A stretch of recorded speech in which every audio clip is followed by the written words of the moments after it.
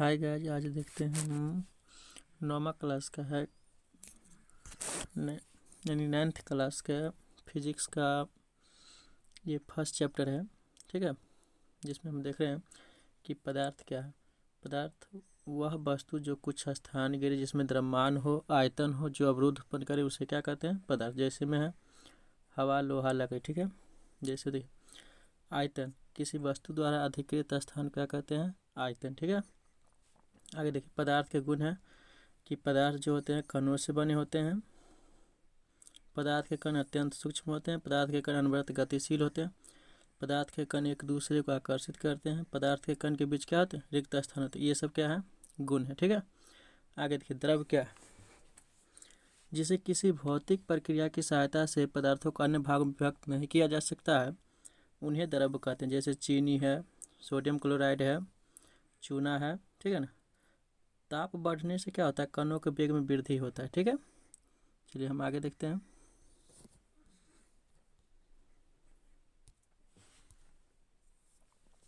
अंतरा अणु का आकर्षण बल। ठीक है, इंटरमोलिकुलर फोर्स ऑफ अट्रैक्शन। पदार्थ के कणों के बीच जो बल लगते हैं, ठीक है ना, आकर्षण बल। जैसे कोई पदार्थ है, इसके बीच छोटे छोटे कण होते हैं, इसके बीच लगने वाले जो बल होते हैं उसको क्या कहते हैं? अंतरा अणु का आकर्षण बल। और इसके बीच में जो कुछ रिक्त स्थान बच जाते हैं उसको क्या कहते हैं? अंतरा अणु का स्थान। ठीक है, अब पदार्थ के भौतिक गुणों के आधार पर इसको 3 भागों में बांटा गया है: ठोस, द्रव, गैस। ये मुख्य रूप से है। ठीक है, मुख्य रूप से इसको 3 भाग में बांटा गया है।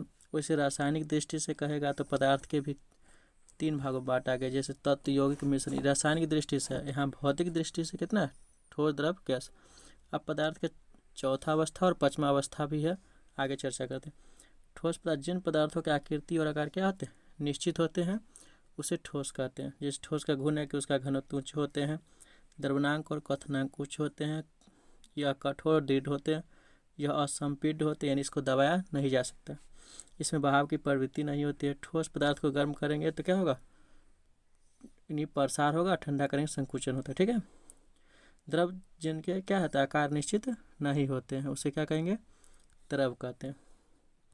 फिर द्रव का गुण देख लीजिए कि इसके घनत्व ठोस से कम होते हैं। द्रवणांक, क्वथनांक उससे क्या होंगे? कम होंगे, बहने की प्रवृत्ति होता है। इस द्रव क्या है? प्राय असंपीड्य होते हैं। ठीक है, गैस क्या है? जिन पदार्थों के आकार, आयतन निश्चित, यानी कहने का मतलब इसको अगर जिस बर्तन में रख देंगे, ठीक है ना, यह उसी के आकार का हो जाता है। ठीक है, इसलिए इसको क्या कहते हैं हम लोग? गैस। गैस क्या है? संपीड्य, इसको दबाया जा सकता है। गैस को गर्म करेंगे या ठंडा कर प्रति संकुचित प्रसारित होता है। गैस के घनत्व और घनत्व जो होते हैं ठोस और द्रव से कम होते हैं। गैसों में विसरण का गुण पाया जाता है। गैस को ठंडा करने पर द्रव बन जाता है। ठीक है, गैस के द्रव्यनांक और क्वथनांक क्या होते हैं? कमरे किताब पे प्रायः कम होते हैं। ठीक है, आगे देखते हैं घनत्व। कहता है किसी पदार्थ की इकाई आयतन का द्रव्यमान घनत्व कहलाता है। यानी घनत्व बराबर फॉर्मूला होता है D बराबर m/v। m क्या हो गया? द्रव्यमान हो गया, v क्या हो गया? आयतन हो गया। ठीक है, और d हो गया घनत्व। यानी घनत्व को d से सूचित करते हैं, द्रव्यमान को m से और आयतन को v से। तो इसका ऐसा मात्रा हो जाए kg/m3। ठीक है, यहाँ लिखा हुआ है। उत्पादन क्या है सो देखिए, तो वह प्रक्रिया जिसमें कोई ठोस पदार्थ को गर्म करेंगे तो क्या हो जाएगा? वाष्प में बदल जाएगा। ठीक है, और फिर इसको ठंडा करेंगे तो ठोस बन जाएगा, तो इसको कहेंगे ऊर्ध्वपातन। जैसे अमोनिया क्लोराइड है, आयोडीन है, कपूर है, नेपथिलीन है, शुष्क बर्फ है और सब। फिर वाष्पन है कि किसी द्रव को कमरे के ताप पर वाष्प के रूप में धीरे धीरे वायुमंडल में जाने की प्रक्रिया क्या कहते हैं? वाष्पन कहते हैं। ठीक है, वाष्पन को प्रभावित करने वाले कारक निम्न है।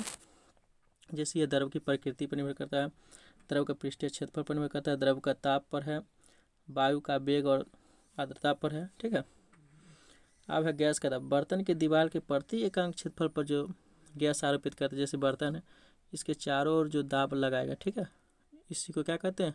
गैस का दाब। ठीक है, लगभग यहाँ तक समझ गए होंगे। देखते हैं आगे।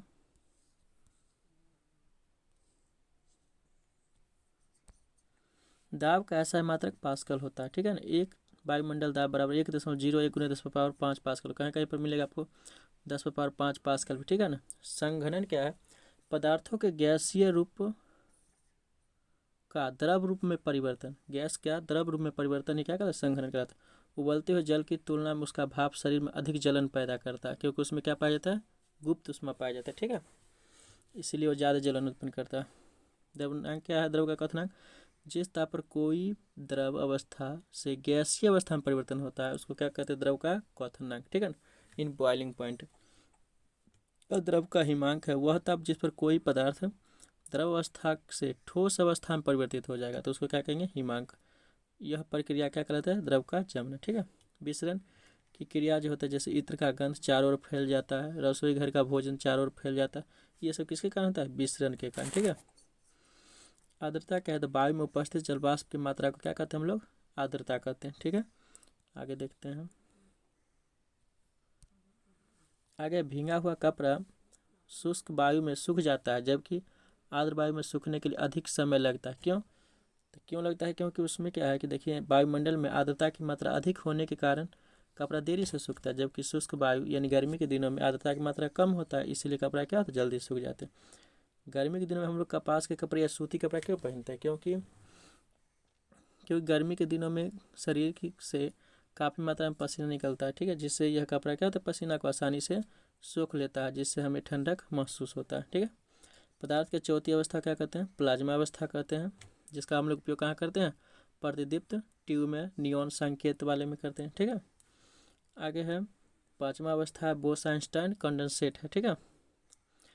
उच्च ताप के कारण सूर्य तारों में भी प्लाज्मा की उत्पत्ति होता है। ये ऑब्जेक्टिव में सब काम देंगे, इसमें बहुत ही क्वेश्चन ऑब्जेक्टिव का बन रहा है, ठीक है, कि उच्च ताप के कारण क्या सूर्य तारों में प्लाज्मा की उत्पत्ति होती है, ठीक है।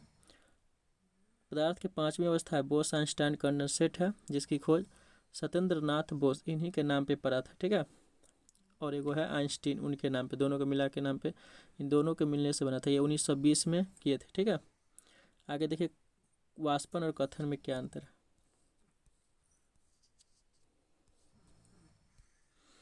देखिए कहता है कि वाष्पन जो स्वतः होने वाली क्रिया है, जबकि कथन जो एक निश्चित ताप पर होने वाली क्रिया है। यह द्रव के सिर्फ ऊपरी सतह पर होता है, भीतरी भाग पे नहीं होता, लेकिन यह क्या होता है? संपूर्ण द्रव पे होता है, ठीक है, कथन। और इसमें ठंडक उत्पन्न होता है, इसमें ठंडक उत्पन्न नहीं होता है। सेल्सियस को अगर केल्विन बदलना होगा तो ये क्या फार्मूला हो जाएगा आपको, ठीक है। जैसे कहेगा 25 डिग्री सेल्सियस है, इसको केल्विन में चेंज करें तो क्या करेंगे? इसमें 273.15 जोड़ देंगे, ठीक है। तो ये क्या हो जाएगा? सेल्सियस से केल्विन में बदल जाएगा। केल्विन को डिग्री में नहीं लिखते हैं, ठीक है, ये चीज़ को याद रखिएगा। आगे अगला वीडियो में बताएंगे, ठीक है ना, अगला जो भी होगा। अगर अच्छा लगे तो इसको आगे शेयर कीजिएगा।